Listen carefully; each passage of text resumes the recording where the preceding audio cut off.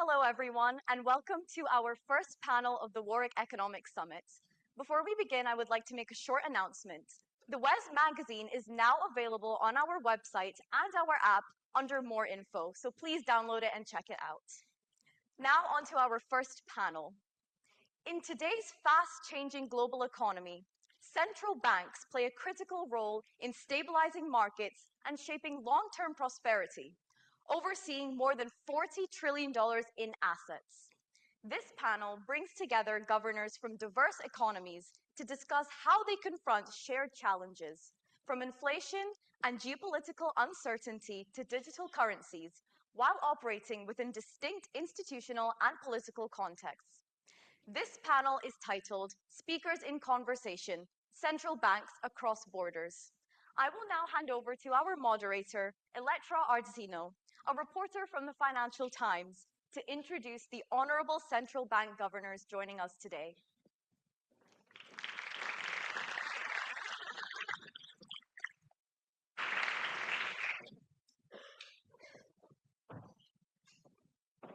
Good afternoon, everyone. Welcome to the Warwick Economics Summit's Central Banking panel. My name is Lesetja Kganyago. I'm a reporter at the Financial Times in London, and I'm delighted to be joined on stage by three very illustrious guests. We have the Governor of the Central Bank of Denmark, Ulrik, the Governor of the Central Bank of Bosnia, Jasmina, and the Governor of the Central Bank of South Africa, Lesetja Kganyago. Please join me on stage.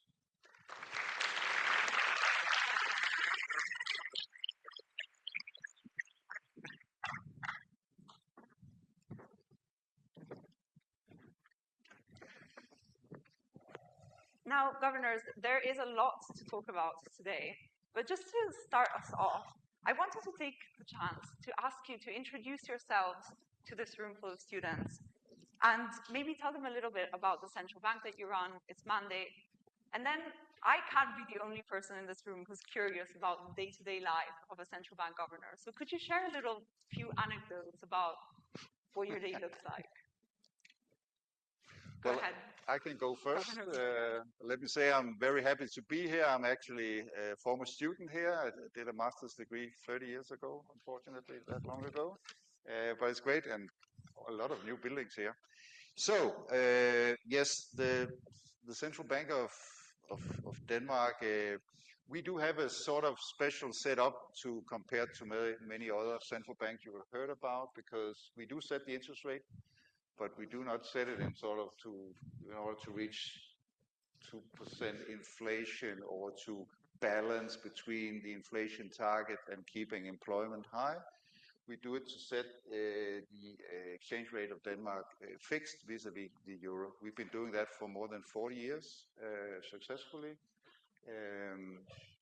And the basic idea is, of course, because we also aim to keep prices stable, but the basic idea is that if we keep it stable vis-a-vis the euro, essentially we import the inflation of the euro area, which is targeted to be around 2%. And so essentially we also get stable inflation out of that setup.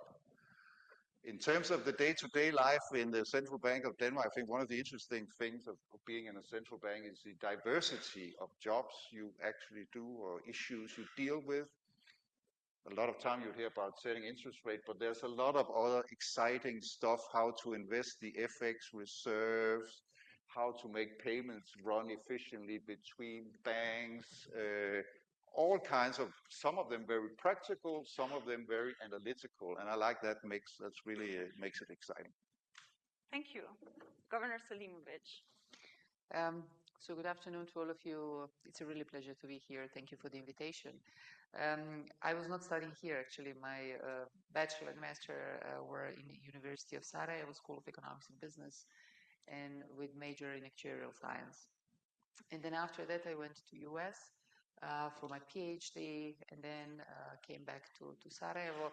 I was assuming the position of dean of the school for almost 10 years, and 2 years ago I joined the central bank.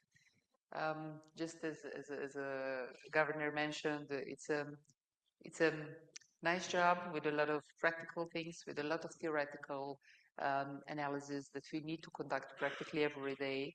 And it is not something that is happening somewhere in some department. It needs to tackle the governor on a daily basis. So the governor is not the position just to be there, to present, to make some photos, to go from this country to that country. Honestly speaking, it would be nice if it would be only that, but it's not. There were a lot of work under the pressure. For example, I remember when we were buying gold some time ago, 2 years ago actually, there was the decision of the board to buy gold when it reaches a certain price. And literally, we were following in the board room. We were following the price, how it goes up and down, up and down. It's a matter of minutes. And then when it tackles the price that we are aiming, we say yes, buy it now.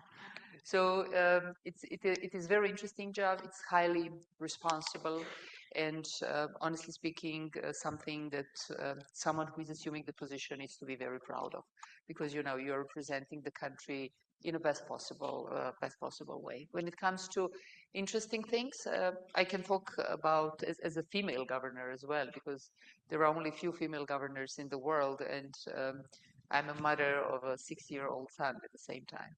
So when I joined the bank, he was 4, and he was going to the kindergarten at that time. So when he is not behaving completely nicely in the kindergarten, I used to tell him, you know, I have a crystal ball in a central bank, and I know everything what you do. Okay, he took me seriously. So even today, he's almost 7, he's asking about the crystal ball, and he believes that the ball is involved. So that's the child's imagination. That's very cool. Governor Kganyago. South African Reserve Bank does what all other central banks worth their salt are doing. We are a creature of the South African Constitution, and we have got an explicit price stability mandate enshrined in the Constitution. We also have our independence actually enshrined in the Constitution. And one of the things I had found fascinating has been academic work that attempts to measure central bank independence. We are not ranked very highly on that, and yet when you look around the world, there aren't lots of central banks where you have the mandate written into the Constitution and the independence enshrined in the Constitution. And so if you are to change the mandate of the South African Reserve Bank or tamper with its independence, you need a constitutional amendment. And for that to happen, you need a 2/3 majority in Parliament for that to happen. So it's a very high threshold. Our Constitution spells out that price stability is our primary mandate, but we might have other objectives, which we do. Such other objectives must be captured in a piece of national legislation, but all of those other additional responsibilities are subject to the price stability mandate. So yes, we do payments, yes, we do financial stability, we supervise the financial sector, we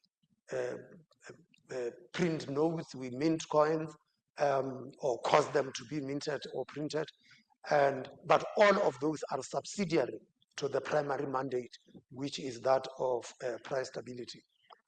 Well, what's interesting that we do, I think that they asked my daughter when she was in primary school, she's at university now, what does your father do? And said that actually that's very interesting. I think that he wakes up, goes to the office and sit there and sign the money. That's how busy he is, because everyone else is carrying this note, and that is what he does. But I became an accidental central banker. When I studied economics, I didn't think that I will be a central bank. I didn't even think that was in my radar. But I started in the central bank in 1994, and then left after 2 years and spent 15.5 years in our national treasury, where I ended up being the top public servant running the national treasury. Came back as a deputy governor in 2011, and then became a governor in 2014. I think that one of the key things that I'd had to learn is how economics is taught and how economics is practiced.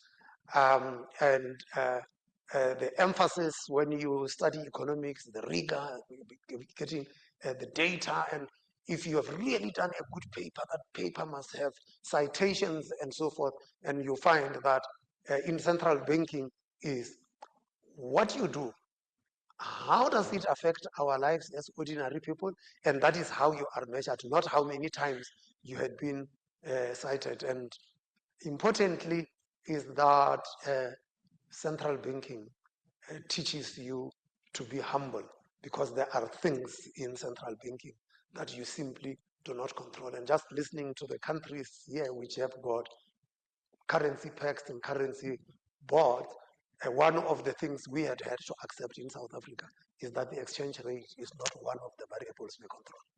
And then maybe talking about things that are hard to control, we've seen that Trump, the second Trump administration, is really changing the paradigm in terms of trade, politics, geopolitics, macro, you name it, he's doing it. And so I wanted to ask you, Governor Nødgaard, how are central banks adapting to this faster news flow, to this much faster news flow, and to these very radical changes that are taking place across the world today? Yeah, it's true. There's a lot of, you could say, policy volatility out there in these times. But I think it's also important to distinguish between the noise and the lasting things. And so I think also if you look back, for instance, the day after Liberation Day, if you were asked to do a forecast on that day, you would probably had a pretty bleak forecast. Things change and so on. I think what has been remarkable looking back over the last year is sort of the resilience we've seen. We see it in the Danish economy, but I think also more broadly in European economy. I think one of the interesting things that has really happened when I studied economics, I did a course in trade theory, and we were told about tariffs and the impact of that. That seemed a little bit like some, kind of history lesson. And then all of a sudden I needed to go back to that textbook and say, how is it actually tariffs play out and what are the effects and so on, because that has really been brought back. And one of the areas where we had to change our model setup is actually to come up with a model that can do these economic effects of tariffs globally and of course in the end back to the Danish economy, but in order to do it properly you need to have a global model. So I think we gained a lot of insights on that in terms of the impact on output and inflation and so. So that's just to say one area where we have had to change.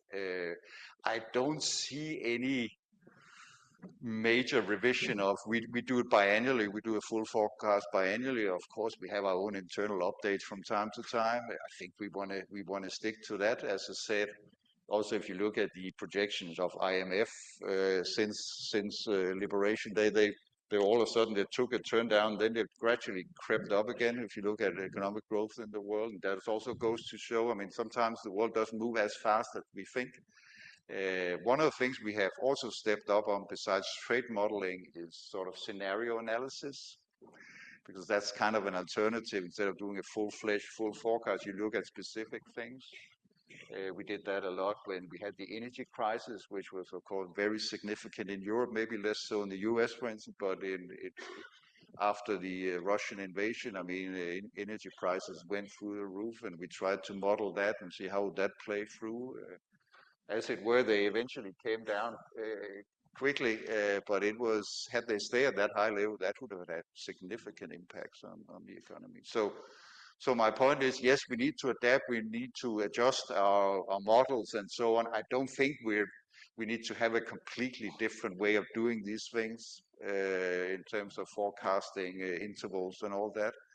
But certainly a number of policy instruments that we wouldn't have thought about for a year ago has turned out to be very, very on top of the list now. Right.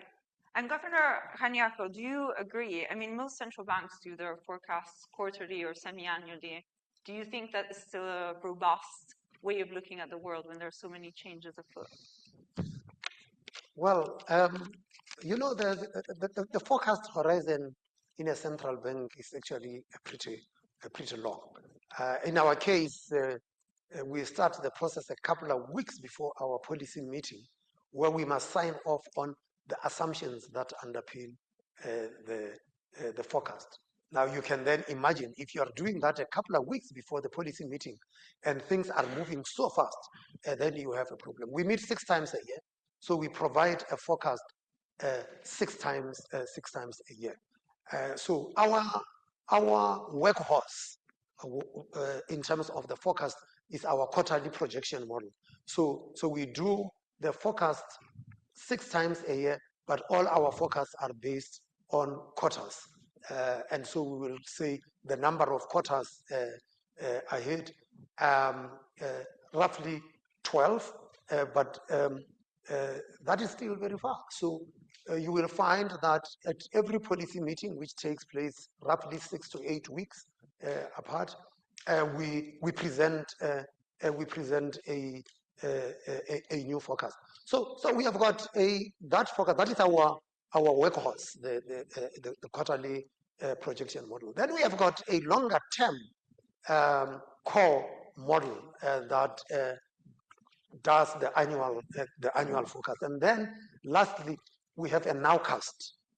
And the nowcast, it just helps us to read the developments in the indicator. So you cannot have just one forecast, one model. So we have got a suite of models that we use, and this workhorse it's working at an aggregated level, but we also have a disaggregated inflation model for example. But just as Ulrik was saying, given the uncertainty, scenarios become very important. And so last year in January, South Africa is being on the African continent. We benefited from the Africa Growth Opportunities Act in the US, which gave us free tariff-free entry into the US. And we presented a scenario where we said, what if that access is ended and the US end up imposing tariffs? And we came with tariffs of 25%. Came Liberation Day, we ended up with tariffs of 30%. And so that is the uncertainty that you face. But you know, in this era, people also talk about, oh, you are orthodox and so forth, and then thinking about unorthodox things to do. And in a way, as Ulrik was talking about, that, you know, when you are studying tariffs, it was like, this is what was done in the past, and this was the outcome that you saw. The interesting thing is that unorthodox policies lead to very orthodox outcomes. Unorthodox policies lead to very orthodox outcomes. So you look at the imposition of tariffs. The theory tells us when tariffs are imposed, it is the country that imposes the tariffs that experience the cost, and it is the country that imposes tariffs that might end up with inflation. And it is something that you actually saw emerge, and then you started to see exemptions starting to kick in. Let us exempt food, let us exempt this from the tariffs, let us exempt that. It was, in a way, an acceptance that such unorthodox policies did lead to orthodox outcomes, and now you are trying to counter that. So the forecast, yes, long term, medium term, but you actually also need to supplement that by very regular short term forecasts to be able to deal with the uncertainty that we face. So lots of different time horizons. I wanted to turn the conversation to the relationship between central banks and the public. What we've seen in the past few years is that a lot of central banks have seen a pretty big decline in public trust. But Governor Selimović, I wanted to ask you specifically about it because you seem to be an exception to the rule. When I was researching for this panel, I came across a statistic from the World Bank that says that Bosnia's central bank is actually one of the country's most trusted public institutions. So what is your secret? So we are very proud of that fact. But let me just give you the short background. According to the Dayton Peace Agreement, which stopped the war in my country that lasted for 4 years in 1995, we used to have a very complex financial system. We used to have Nationalbank of Bosnia and Herzegovina, and the fiscal authorities of one geopolitical entity in the country owe the money to the National Bank. The payment systems of one geopolitical entity, Republika Srpska, were completely tied up to the neighboring country, that was Federal Republic of Yugoslavia in that time. They were using even the currency of Yugoslavia at that time. The payment system of the other geopolitical entity were doing the settlements without any supervision in that time. We used to have banks which were dominantly state-owned, and we didn't know the amount of the toxic asset in that time. We used to have 4 currencies in one country. So can you imagine how to create the central bank from field, literally, in the environment like that? The bank started to operate in August 1997, and it took us almost 2 years to untie the country with from the neighboring countries, to have one currency in the country. And actually from 1997, from August, 11th of August, all prices were stated in convertible mark, which is the currency in Bosnia and Herzegovina. People in the country in that time were still remembering the hyperinflation in Yugoslavia that happened in the 1980s. And if I remember correctly, in 1989, the inflation in Yugoslavia used to be 1,800% in 1 year, which is one of the worst examples in the world's history. So having the very young institution in the country just after the war was extremely challenging to build the confidence of the public. So I'm not sure if we don't have enough competition in the country to be most reliable ones. But I really think we are doing a good job right now. We have the country which is, population of the country is 3.3 million. It might be even less now. At the same time, we have 135 ministers in the country. So I'm just trying to contextualize the very complex, even political environment. If you compare, I just have the data for the US, for example. The US has 15 ministers and the population is 340 million. China has 1.4 billion and 20-something ministers. So can you just imagine how complex structure we are facing? Unfortunately, due to that, the country is still, I believe that's the main reason for not having the investment favorable sovereign rating within the credit agencies. So we are still in a black zone in a way. But being very concrete, having the Orthodox Currency Board and sticking to our mandate exclusively for a long period of time, I believe is something that is giving a trust to the wider audience. So we have the currency is pegged to euro in a fixed exchange, and that fixed exchange is present from the beginning of euro. Before that, our reserve currency was a German mark, and the ratio was 1:1. No, that's quite interesting. It's quite interesting to put it in the context of the broader institutional environment that you operate in. Governor Nødgaard, what is your sense of why trust in central banks has fallen so much over the past few years? I think I want to challenge the assumption in your question there. I think from where I come from, and I would say also most part of Europe, I don't really see that challenge, to be perfectly honest. I know there might be politicians here and there saying this, but if you look at sort of the main parties and all that, and I think in many ways this inflation period we've just been going through has shown the value of that model, in the sense that we had an inflation shock, and then the task was to bring inflation down to 2% again. Now, if you don't have credibility the only way you can get it down is essentially by really slowing the growth of the economy and creating unemployment.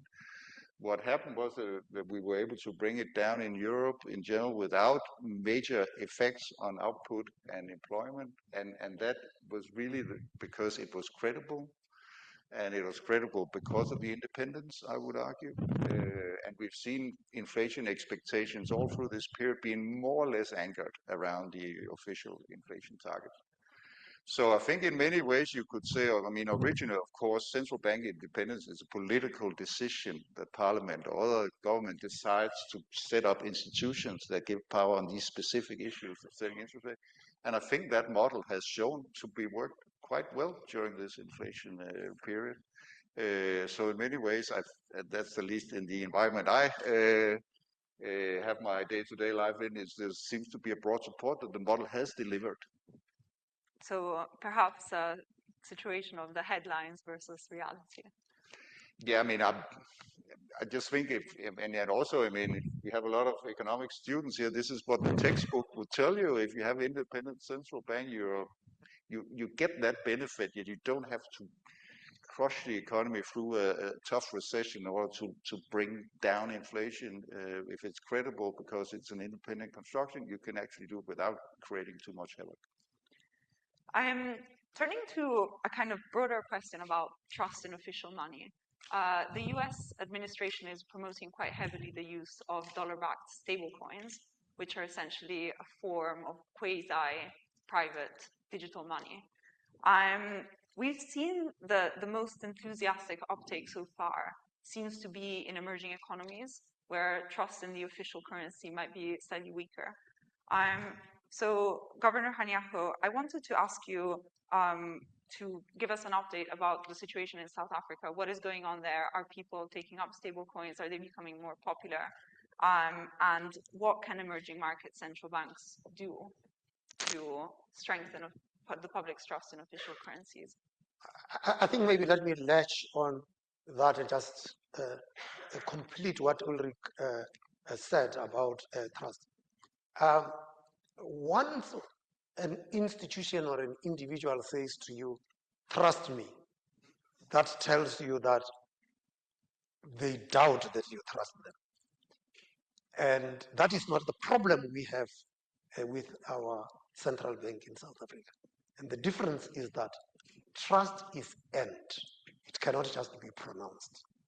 And so trust is earned through your conduct, through your behavior, through your transparency, and through accountability.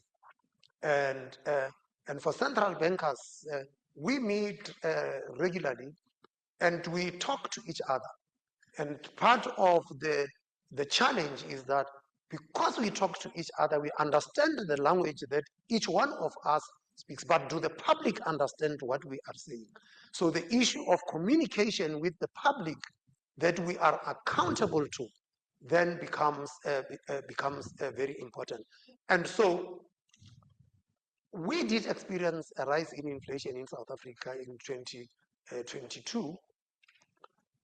But like many emerging markets, we saw by 2021 that inflation is starting to rise, and we decided to take action. That is not the same that could be said about the developed world.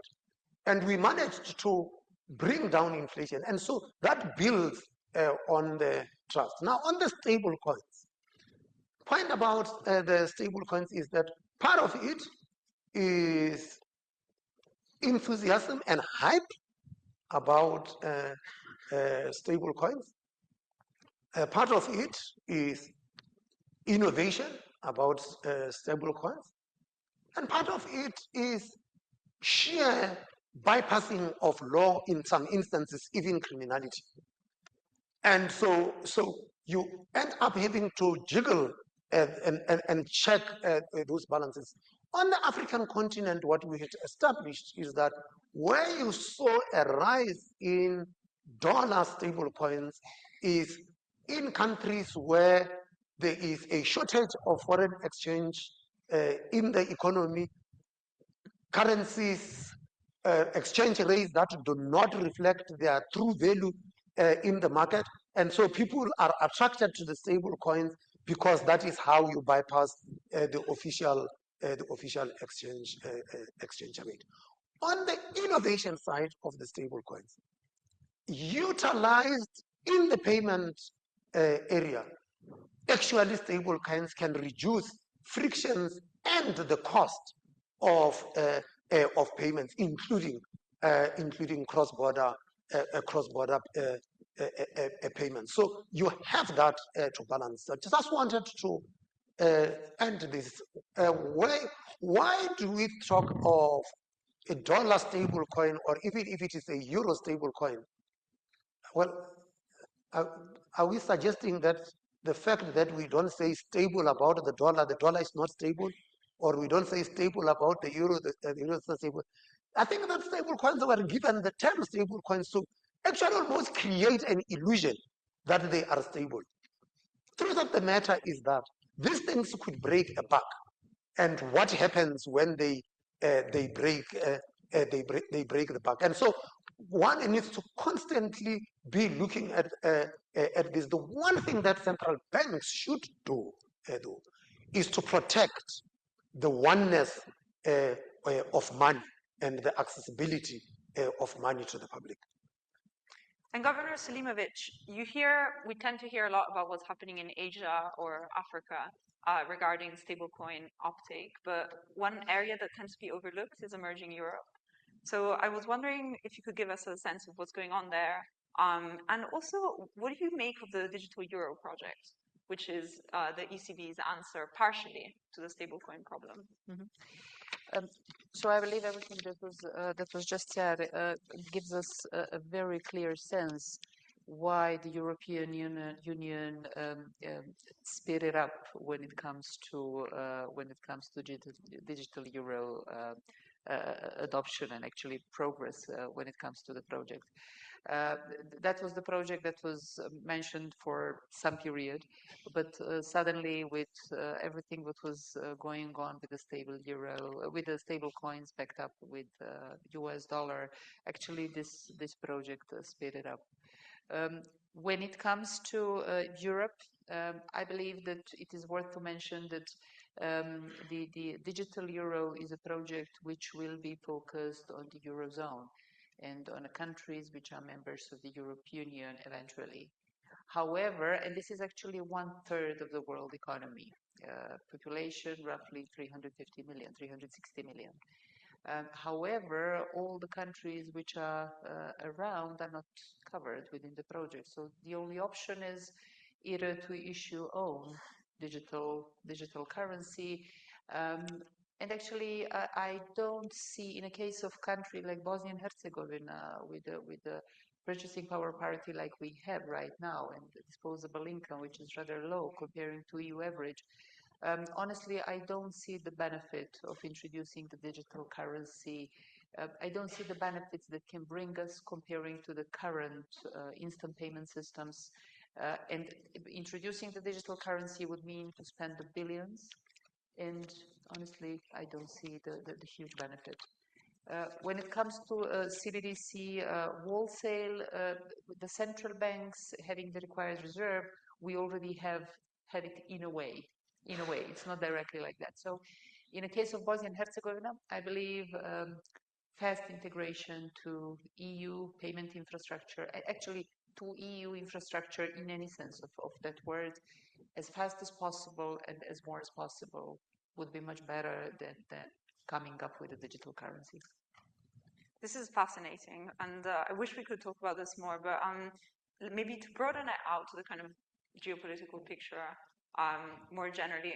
Governor Kganyago, I wanted to ask you about the G20, because South Africa was last year's host, and we saw a lot of headlines about it. There was a US boycott, there was the BRICS or middle powers taking center stage. Can you give us a little bit of a flavor as to the discussions there? What were the points of agreement, disagreement? Give us a sense of how it went. And then also, what are your expectations for the US G20 presidency this year? In a way, the G20 was initially created to deal with a debt crisis. In 2008, it evolved to become the premier forum on global economic issues. Since then, it had become a G20 industry. So it used to be a meeting of central bank governors and ministers of finance. And now it has evolved. There is a health 20, a labor 20, an education 20, a T20, a youth 20, a women's 20, a B20. So it has almost like become an industry. And under our presidency, we tried to narrow the agenda. But we could only really, from the central bank perspective, narrow the finance track. And so we decided that under South Africa's presidency, we would prioritize the issue of cross-border payments, which is what linked to the discussion we were having earlier on. And it became an easy thing for us to coordinate because at the time I was also chairing the Financial Stability Board's cross-border payments committee. And we picked up the issue of cross-border payments because we found that Africa had amongst the most expensive cross-border payment corridors. One of the most expensive being between Johannesburg in South Africa and Harare in Zimbabwe, where to move $100 could cost you as much as $30. So you were trying to move $100, by the time it gets to the other side, $30 is gone. So very clearly, it was a big issue for us. Now, in the G20, when there are agreements, those agreements end up in what is called a communique. The first finance ministers meeting couldn't arrive at a communique. It ended up with what was called a chair's statement. And in a way, the chair's statement ended up being G20 -1, because there was one country that disagreed with the chair's summary, but then the chair's summary was adopted by acclamation. But by the time we got to the second meeting, there was agreement. All the G20 countries agreed on that. And the problem came when we were going to the leaders' meeting, because initially it was the US will be represented by the vice president. Then it was the US will not participate in the G20. Unfortunately, this year, something that has never been done in the G20, South Africa got disinvited. We can't force ourselves and go to the US. It is their presidency. But it is an unprecedented event. So we'll take leave from that. And next year, under the UK presidency, we will be participating once again. Tellingly is that the US has decided that they will carry through the issue of cross-border payments. The fortunate thing is that South Africa gave a very detailed handover report, so the US can build on what we had seen. But the G20 is a voluntary club, and we will be back in the G20 in the new year. And just on the topic of this turbulence and the unprecedented events, Governors Nødgaard and Selimović, what can Europe do to defend itself and to navigate these big geopolitical shifts that are happening right now? And how can it build resilience? Yeah, that's a truly relevant question. Just to maybe set the scene also to understand why this trade tensions are truly important. So Denmark is a small home economy. We trade a lot with other countries, and the US is our largest export market. It's like 20% of exports. So one would think initially that this would really be a challenge. But there are some factors that need to be taken into account. So service export is a huge thing. There's shipping coming from Denmark. So Maersk, you would probably have heard of, some of you, is actually a significant part of our exports. The other thing is that a lot of our export is actually done in plants inside the US.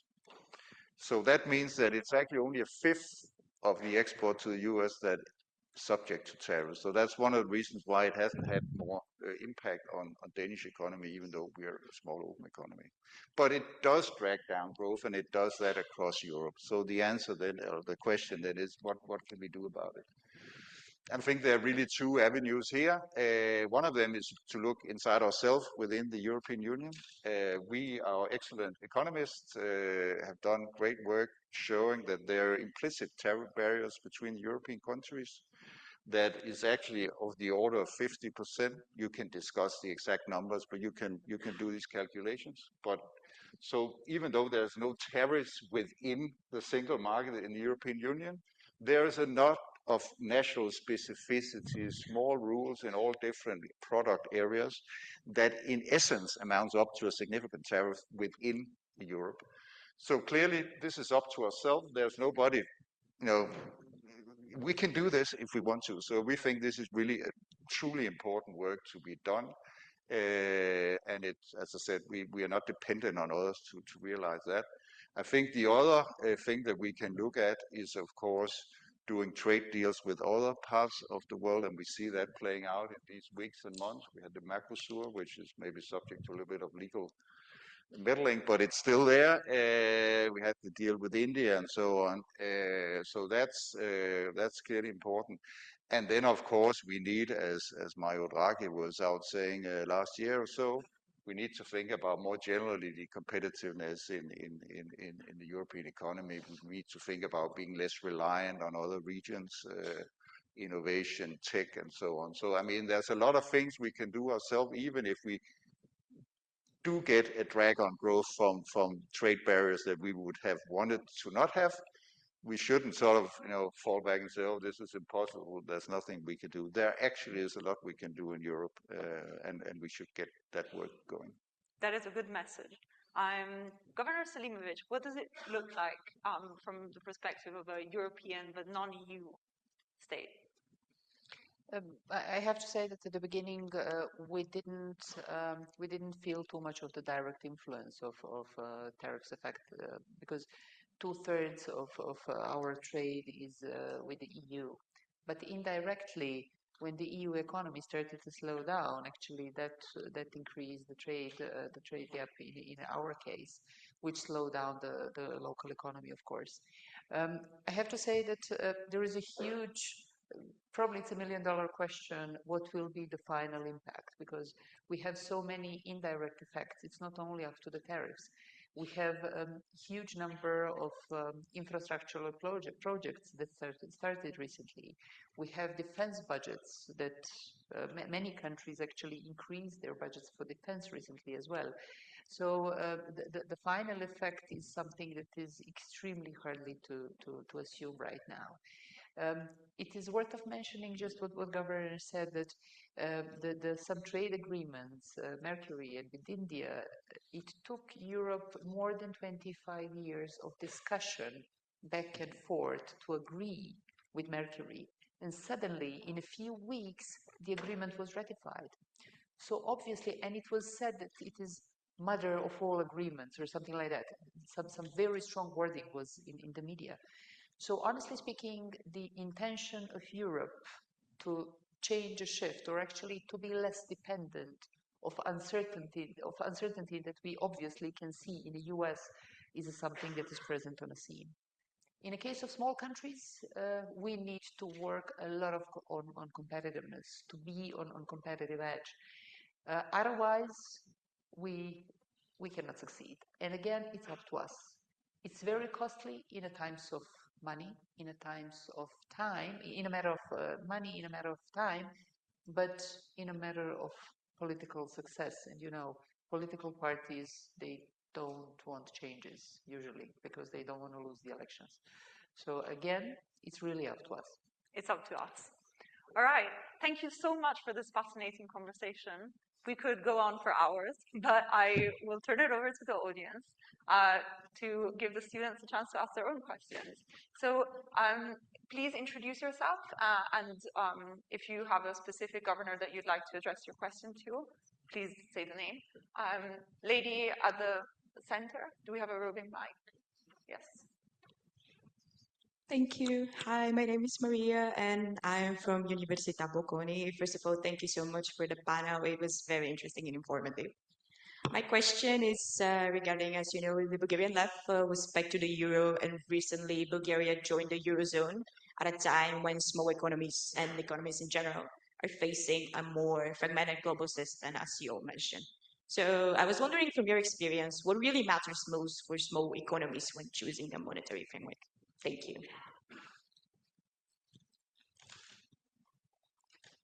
Do we collect a couple questions, or man with a green, dark green? Yeah, thank you for the talk. You mentioned a lot about making sure that your citizens trust the role of the central bank.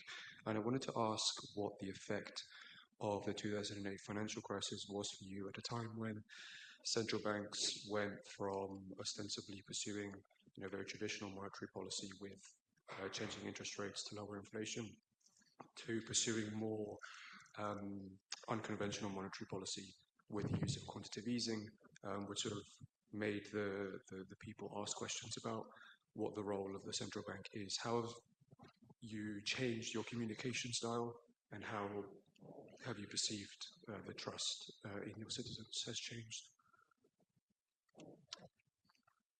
And maybe we'll answer these two questions and then collect a few more. Anyone? Smaller open economies and unconventional monetary policy. Any takers? Okay, I'll take I think the other one talked about euro, so I will leave the two Europeans to talk about it. The thing about unconventional policies and the laws, and let me say that in our case, we didn't have to embark on unconventional monetary policy. We had the policy room to do that. That's the first point. The second point is that we didn't have a financial crisis. And I said to you, is that global financial crisis? Well, I'd had the narrative change, and now lots of people are no longer talking about the global financial crisis. They are talking about the great financial crisis, because it had as its epicenter advanced economies, and to be exact, US.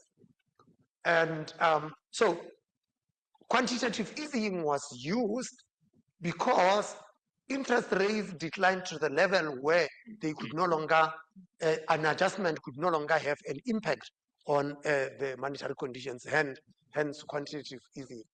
But it still became an important thing for us, because you see, I mean, I always get into trouble with this, but I will contextualize it because this is something the Caribbeans like saying, that it's monkey see, monkey do. So our politicians saw that there was quantitative easing taking place in the advanced economies, and they were asking, why are you not doing quantitative easing? And so we had to start educating the politicians to say that quantitative easing is an instrument, and is an instrument that you can only deploy if inflation has declined way below your target, and you had reduced interest rates to the point where any movement in interest rates no longer have an effect on the decision makings of savers and borrowers. And so hence the issue of quantitative easing. I had a very interesting conference that I attended. It was the Jackson Hole conference, where there were two groups of demonstrators against quantitative easing. And one group was opposed to quantitative easing because they said that quantitative easing had led to a rise in the stock market, a rise in financial assets, and that favors the rich, and it is thus making inequality worse. And there was another group that was also opposing quantitative easing. And their argument was that quantitative easing has led to a rise in property prices, and thus making housing unaffordable.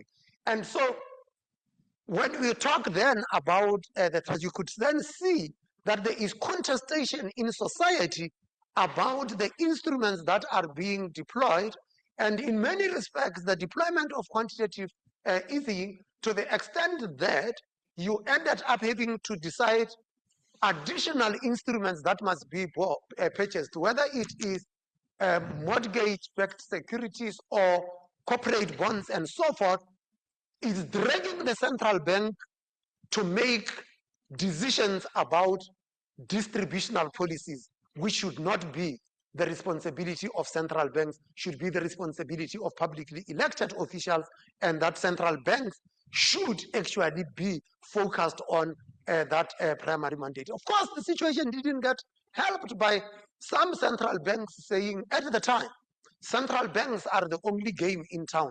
Well, if you are the only game in town, then everybody would want to play that game. And so, by being or pronouncing to be the only game in town, central banks, in a way, attracted focus on the institution that is central banking. And in a way, societies had an inflated expectation of what central banks can do. Because, well, they had dealt with inflation, they seem to have dealt with the financial crisis. Well, let us pile them with additional responsibilities. And that is when you blur the lines between the role of central banks and the other institutions of a democracy. There is a question from the audience which follows on quite neatly from that, so I might just pose it to all of you actually. How do you see the future of central bank independence, and do you think this principle will continue to be protected? Maybe just answer the question Yes. that actually came in. I think we've had a fixed exchange rate for over 40 years, so it would be a relevant discussion in Denmark to think about joining the euro, and we had that discussion. The Danish constitution is so that it will have to be subject to a referendum. It's not something that parliament or government can push through. We did that in 1999. There was I would say, a quite clear rejection of that idea, and I think ever since Danish politicians have shied away from going there. I think in general we at the central bank are supportive of thinking in that direction, but it is a political decision. Maybe on the QE part, so when you have a fixed exchange rate, when you do QE is you essentially buy up bonds and you float the system with liquidity, and that has a natural tension vis-a-vis having a fixed exchange rate. So for us, it was a 10 seconds think about that, because it wouldn't work with the currency setup we have. So we've never gone into that territory. Thank you. In the case of Bosnia and Herzegovina, actually, the model that we have, the Orthodox currency board, with a currency which is pegged to euro in a fixed exchange. And that was something prescribed by the law. And before that, that was the only solution that was possible to agree on a political level, to be very honest. That happened just after when the war finished. That was the only thing, considering everything that I mentioned. 4 currencies, 2 completely separate payment systems, a lot of level of governance in one country. So the Orthodox currency board is the only thing that we could imply in a given circumstances. Since we are not member of the European Union, we still don't have the necessary preconditions to access to the Eurozone. And then maybe a lightning round on independence. Yeah. So I think I gave my opinion earlier. I think I'm pretty optimistic in the sense I think the model has shown its value. But of course, we live in times where populism is everywhere, and things could change. But I think the model has shown its value. Thank you. Governor Selimović. Just maybe nothing special to add. I couldn't agree more with everything that was just said. This is something that is inevitable conditions for the successful central banking. We definitely need to stay away to show the accountability to the public, for the countries, and showing that we cannot be attached to the politics. So as far away as possible. Well, if you thought central bank independence is bad, try the alternative. Concise. Should we do another round from the audience? Man in the blue tie.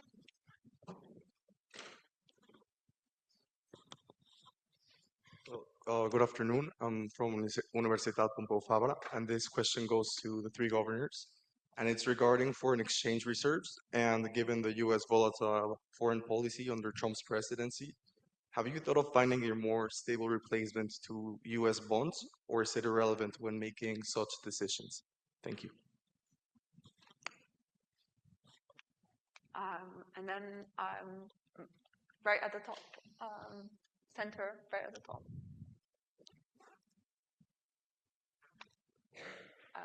Audience member with the glasses. Sorry.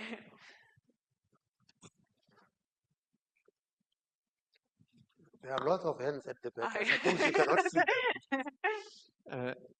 I'm the representative, a representative of the University of Naples, Federico II, and my question is also a general one on stablecoins, on the topic of stablecoins. And I wanted to ask if the general view was of an antagonistic one against stablecoins in general, or just the role that the market is, quote unquote, giving to stablecoins as a replacement to fiat currencies. So is the plan, obviously in the limits that central bank has, is the view of pursuing an antagonistic view against stablecoins in defense of national currencies, or trying to push stablecoins to have a different role than what the market is maybe giving it? So US dollars, reserve currency, and stablecoins complement or substitute. Any takers? Yeah, I can comment on that. I'll be short and sweet on the first one. So I mean, clearly in our FX reserves, there's also dollar there, not to a large extent, and there's no change in strategy approach to that. On the stable coins, I wouldn't say we are sort of against that. We are quite, I mean, open if that could bring innovation. You could imagine cross-border payments being easy. I think where we would be more nervous if it evolves into some kind of shadow currency, sort of becomes very systemic. I think, so explained before that even though you have, rules on how to place a reserve of stablecoins, you have also in history seen financial products that are also very conservative regulated, money market funds that still experience run. And I think the issue is you want to make sure that a euro is always a euro. And when I look at the various regulations there, it does raise some concern, and that's also why in the European regulation there's put in this provision that essentially says as if it becomes systemic and can endanger the working of monetary policy or financial stability, supervisors can step in and essentially put a brake on it. And I think that gives me, I mean, central bankers are born to be worried, so that gives me some comfort that there is this brake. There are other, as I understand it here in the UK, one talks about putting a cap on how much stable coin you can hold, which is another way of addressing this potential financial stability issue. I mean, there's different ways of go about it, but I would say in general, we're not against stable coins. We think there can be useful use cases there, but we need to think about the systemic implications. Thank you. For the case of Bosnia and Herzegovina, actually, we are not completely against, but at the moment, we just don't see the benefit of introducing. The cost of introduction, just as I mentioned, would be too high, and I cannot compare it with some benefits, given the fact that we have aging population, very low level of the financial literacy. So those are the things that need to be considered. In terms of reserves, that was the first question. Actually, all our investments are within Europe, so we are not affected. Governor Kganyago, any thoughts? Well, I think that just like the point about stable coins is that they are there. That's why you talk about dollar stable coins, euro stable coins, and so forth. So they are all linked to fiat. And the question is what happens when they break that relationship, and that is where risks then start to materialize for for the financial customers. With respect to reserves, I mean, we have got a fairly diverse portfolio of reserves in South Africa. We have got euro, we have got dollars, we have got yen, we've got Korean won, Canadian dollar, and so forth. And the dollar still accounts for about 60% of our total reserves portfolio. But the issue of reserves becomes an important issue. It's not just about the dollar. We've got to not lose sight of the fact that finance has been weaponized. And so when you say, for now, let's forget the conduct of Russia in Ukraine. But when you seize the reserves of a country and you say the country cannot access those reserves, you are making everybody else to start thinking, okay, that sets a precedent. What if it happens to us? And people start looking at, can I be looking at different custodianships and so forth? When you say that you are excluding a country or countries out of a key international financial market infrastructure, you are saying to people, build the alternatives. So people will build the alternatives. So irrespective of how well-intentioned our actions are or were, they could actually be leading to a fragmentation of the global financial system. I mean, it's a very interesting time to be thinking about central banks, covering central banks, to be at a central bank. For sure. We have time for one last question. Any lady just on the corner over there? Just there? I actually, over there?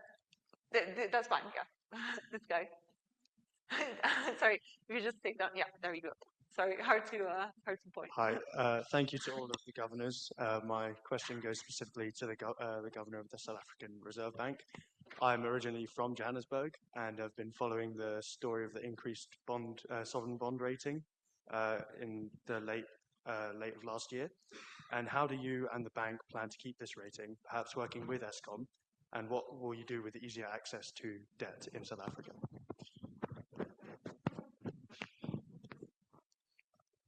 Did you say that was the last question? I think so. Okay, so it's for me. Okay. Firstly, to say that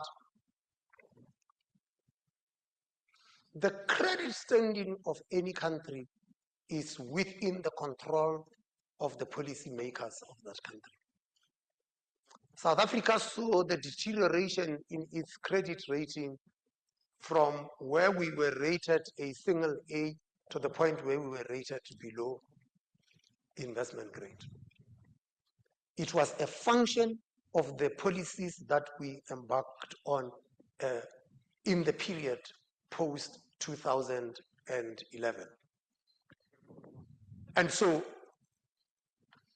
the deterioration of the credit rating was also reflective of the fundamentals of the country. And during that period,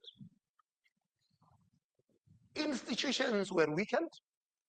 Some of them were actually entirely gutted. That are institutions that of governance in South Africa. But the correction that took place from the rating agencies just went through the other side. Let me give you this idea. When the downgrade came in 2019, one of the rating agencies said that South Africa's debt to GDP will reach 100% by 2022. That was 2019. Today is 2025. South Africa's debt to GDP ratio is 77%, not 100% that was supposed to be done there. So the rating agency did go overboard in that respect. And in a way, when you saw the rating upgrade coming through last year, it was a reflection of, firstly, that the downgrades were overdone, and secondly, was a reflection of the progress that South Africa has made in terms of policy reform, whether fiscal, monetary, and with the structural changes that we have seen. And so what you then now had was the investors taking notice, but not just taking notice, but voting with their bucks. And so we saw the return of investors to the South African bond market, and we saw the decline in South Africa's credit default swaps. We saw a decline in the country risk premium that South Africa has had, and it was an acknowledgement that the reforms were actually beginning to bear fruit. And if sustained, then South Africa really becomes a credible investment proposition. Thank you so much to our wonderful panelists. Thank you to the audience. Please give our panelists a round of applause.